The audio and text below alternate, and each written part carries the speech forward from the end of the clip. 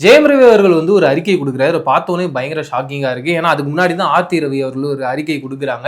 But இவர் என்ன சொல்றாருன்றது பார்த்தீங்கன்னா, என்னோட வாழ்க்கையில நான் ஏகப்பட்ட கஷ்டங்கள் அனுபவிச்சிருக்கேன். நான் வீட்டை விட்டு வெளியில வரும்பொழுது என்கிட்ட ₹1 கூட இல்ல.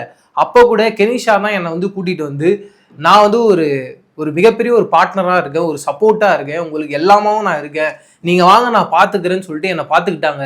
ஒரு தேவதை மாதிரி வந்து என்னை பாதுகாத்தாங்க அப்படின்ற ஒரு விஷயத்த அவர் மென்ஷன் பண்றாரு. அப்படி ஒரு லைஃப்பை தான் நான் வாழணும்னு நினச்சிக்கிட்டு இருந்தேன். நான் எல்லாருக்காகவே ரொம்ப கஷ்டப்பட்டுருக்கேன். இதை தாண்டி என் பசங்களுக்காக எத்தனையோ வாட்டி நான் இந்த முடிவு எடுக்க வேண்டான்றதை யோசிச்சிருக்கேன். அது மட்டும் இல்லாமல் ஃபினான்ஷியலாக நான் ஏகப்பட்ட கஷ்டங்களை அனுபவிச்சிருக்கேன். வீட்டை விட்டு வெளியில் வரும்போது கூட என்கிட்ட ₹1 கூட கிடையாது. இது மட்டும் இல்லாமல் எனக்கு கூட பிறந்தவங்களே என்னை பார்த்து பயங்கரமாக பொறாம அடைஞ்சிருக்காங்க. இப்படி இவ்வளோ பிரச்சனைகள் நடுவில் என்னுடைய வாழ்க்கை இருந்திருக்கு. அப்போ இருக்கும்பொழுது ஒரு ஆக்சிடென்ட் நடக்குது. அந்த ஆக்சிடென்ட்ல கையெழுத்து போடும்பொழுது மட்டும்தான் நான் என்னுடைய குழந்தைகளை பார்க்க முடியுது. அதுக்கு முன்னாடியும் பின்னாடியும் நானா எவ்வளோ ட்ரை பண்ணாலும், நானா எவ்வளோ அடம் பிடிச்சாலும் என் குழந்தைங்களை பார்க்கவே முடியல. என் குழந்தைங்களை தானே நான் பார்க்கணுன்றதை கேட்குறேன். அதை தாண்டி என் பசங்க வளர்ந்ததுக்கு அப்புறமா உண்மை என்னன்றது தெரிய வரும். அப்போ என் பசங்க என்னை தேடி வருவாங்க. எப்பயுமே என் பசங்களுக்காக நான் இருக்கேன். இதை தாண்டி என்னுடைய முன்னாள் மனைவியும் அவங்களுடைய குடும்பத்தினர் மேலேயும் நான் பெரிய மரியாதை வச்சிருக்கேன். என்னுடைய வாழ்க்கையை ரொம்ப சந்தோஷமா ரொம்ப அழகா வாழணுன்ற ஒரு எதிர்பார்ப்போட நான் இருக்கேன். தொடர்ந்து இப்படிப்பட்ட விஷயங்கள்ல அதை தாண்டி என்ன ஒரு கெட்டவனா போர்ட்ரே பண்ணும் அப்படின்ற மாதிரி நிறைய பேர் ட்ரை பண்றீங்க. தயவு செஞ்சு அதை பண்ணாதீங்க. நான் என்னுடைய வாழ்க்கையை நிம்மதியா வாழ்ந்துகிட்டு இருக்கேன் அப்படின்ற ஒரு மிக முக்கியமான பாயிண்ட் சொல்றாரு. இதுல எல்லாருமே ரொம்ப உன்னிச்சு கவனிச்ச விஷயம் என்னன்றது பாத்தீங்கன்னா, முன்னாள் மனைவி அப்படின்னு வரும்பொழுது ஆர்த்தி அங்க முடிஞ்சிருச்சு, அவங்களுடைய சாப்டரே எண்ட் அப்படின்ற ஒரு இடத்துக்கு கொண்டு வந்துட்டாரு ரவி அப்படின்றது தெரியுது. இன்னொரு பக்கம் கெனிஷா தான் அவங்களுடைய அடுத்த மனைவி அப்படின்றது ரொம்ப ஸ்ட்ராங்கா, ஏன்னா அவங்கள முழுக்க முழுக்க அவங்க தான் பேம்பர் பண்ணிக்கிறாங்க, பாத்துக்கிறாங்க அப்படின்றது ரொம்ப ஆணித்தனமா அந்த நோட்டீஸ்ல சொல்லியிருக்காருன்றது தெல்ல தெளிவா தெரியுது. தனி நிறைய பேரை பத்தி அவர் பேசுறாரு. குஷ்பு அவர்களை பத்தி சொல்றாரு, ராதிகா அவர்களை பத்தி சொல்றாரு. யார் யாரெல்லாம் ஆர்த்தி ரவிக்கு சப்போர்ட் பண்ணாங்களோ அவங்களெல்லாம் வந்து சொல்லாம ஒரு பாயிண்ட்ல அப்படி மார்க் பண்ணிட்டு போயிட்டே இருக்காரு. இதை தாண்டி இப்படி ஒரு முடிவு நான் எடுக்கிறதுக்கு முன்னாடி என்னோட குடும்பம் எந்த அளவுக்கு பாதிப்படையும் அப்படின்றதான் ஏகப்பட்ட விஷயங்கள் யோசிச்சுதான் இந்த முடிவு எடுத்திருக்கேன். நான் இன்னும் இன்னைக்கோ நேத்தோ இந்த முடிவு எடுக்கணும்னு சொல்லிட்டு உடனே எடுத்துட்டு வரல அப்படின்ற ஒரு பாயிண்ட் வைக்கிறாங்க. ஆனா நம்ம என்ன நோட் பண்ணோம்னா, இதுக்கு முன்னாடி ஆர்த்தி ரவி அண்ட் கெனிஷா இவங்க 2 பேரும் என்ன மாதிரியான நோட்டீஸ் ரிலீஸ் பண்ணாங்க அப்படின்றத நம்ம பார்க்கணும். அதுல ஆர்த்தியை பொறுத்த வரைக்கும் அவங்களும் என்ன சொன்னாங்கன்னா, நானுமே ரொம்ப ஃபினான்ஷியலா ரொம்ப கஷ்டப்பட்டிருக்கேன்.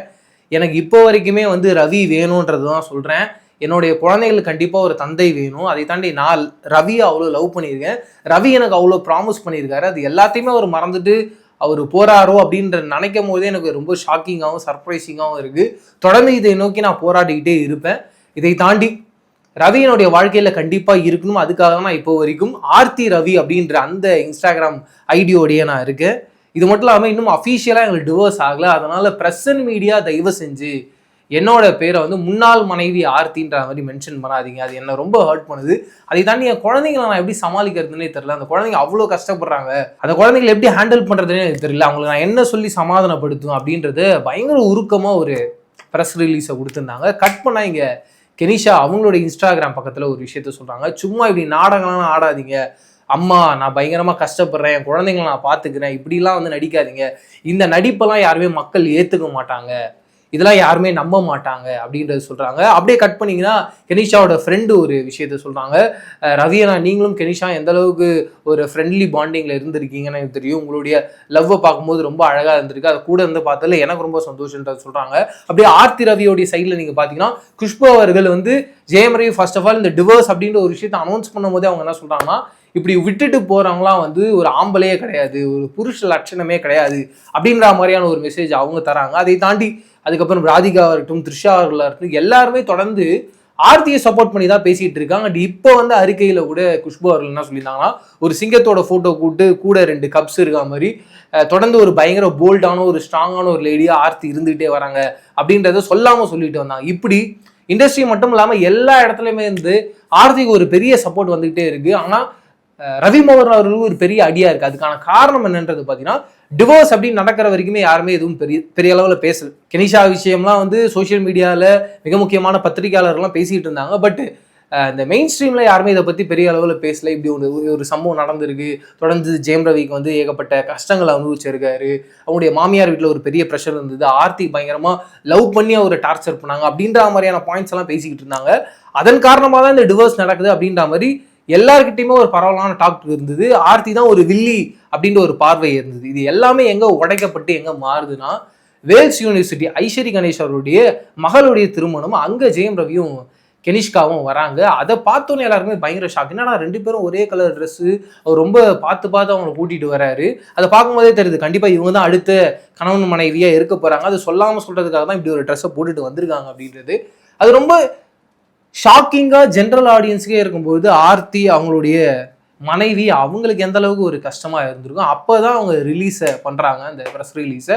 அதுலேயுமே அவங்க ரொம்ப மென்ஷன் பண்ணது என்னன்னா, நான் மீண்டும் ஜெயம் ரவி கூட என்னுடைய வாழ்க்கையை தொடரதான் ஆசைப்படுறேன் அப்படின்றத ரொம்ப ஸ்ட்ராங்காகவே அந்த ப்ரெஸ் ரிலீஸில் சொல்லியிருந்தாங்க. ஆனால் கட் பண்ணி இப்போ ஜெயம் ரவி அவர்களோட பார்த்தீங்கன்னா, என்ன நடந்தாலும் சரி நான் ஆர்த்தி ரவியோட சேர்ந்து என்னுடைய வாழ்க்கையை மீண்டும் தொடர மாட்டேன், என்னோட வாழ்க்கை இப்போ வரைக்கும் கெனிஷ்கா கூட தான் அப்படின்ற மாதிரி அவருடைய அந்த அறிக்கையை பார்க்கும்பொழுது இருக்குது. இதை தாண்டி இன்னும் என்ன சொல்கிறாங்கன்னா, ஜெயம் ரவி அவங்களுக்காக வந்து கெனிஷ்காக்காக வந்து ஒரு 15 கோடி ரூபாய் கொடுத்து ஒரு ஃப்ளாட் வாங்கியிருக்காரு, ஒரு 5 கோடி ரூபாய் கொடுத்து ஒரு கிளீனிங் வாங்கியிருக்காரு. இது வரைக்கும் அவர் சம்பாரிச்ச எல்லா இன்வெஸ்ட்மெண்ட்டுமே வந்து தொடர்ந்து அவங்களுக்காக இன்வெஸ்ட் பண்ணிட்டு இருக்காரு அப்படின்ற மாதிரி சொல்றாங்க.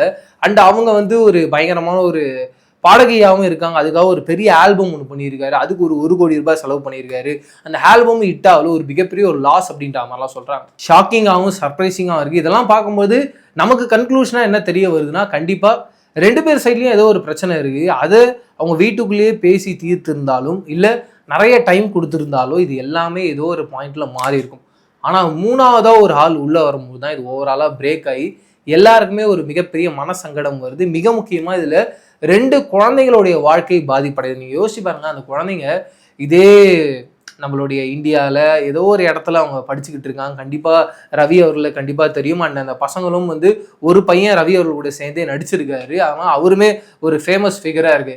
அவர் ஸ்கூலுக்கோ எங்கேயோ போகும்போது அந்த ஸ்கூலில் இருக்க பசங்க அந்த சின்ன பசங்களை எந்த அளவுக்கு ஹர்ட் பண்ணுவாங்க, அவங்களுடைய மனசை எந்த அளவுக்கு உடைப்பாங்க, அதெல்லாம் கொஞ்சமும் யோசிக்காம ஒரு பேரண்டாக எப்படி ஒரு டிசிஷனை எடுக்கிறாங்கிறது எனக்கு சத்தியமாக புரியவே இல்லை.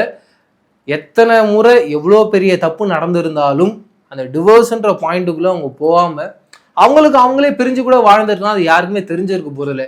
இது ஊருக்கு உலகத்துக்கு வெளிச்சம் போட்டு காட்டி அதில் என்ன நடக்குது, அதில் என்ன சந்தோஷம் கிடைக்க போகுதுன்ற ஒரு பதில் எனக்கு இப்போ வரைக்குமே கிடைக்கல. அதை தாண்டி நீங்கள் இந்த ஒரு வீடியோ பார்த்துட்டு உங்களுக்கு அதுக்கான பதில் ஏதாவது தெரிஞ்சிருந்ததுன்னா அதை கமெண்ட் செக்ஷன் ஷேர் பண்ணிக்கோங்க. இதே மாதிரி வேற ஒரு இன்ட்ரெஸ்டிங்கான வீடியோவில் சந்திக்கிறேன். அதுலேயும் டடா பை. நான் பிரவீன் KS. பாய்.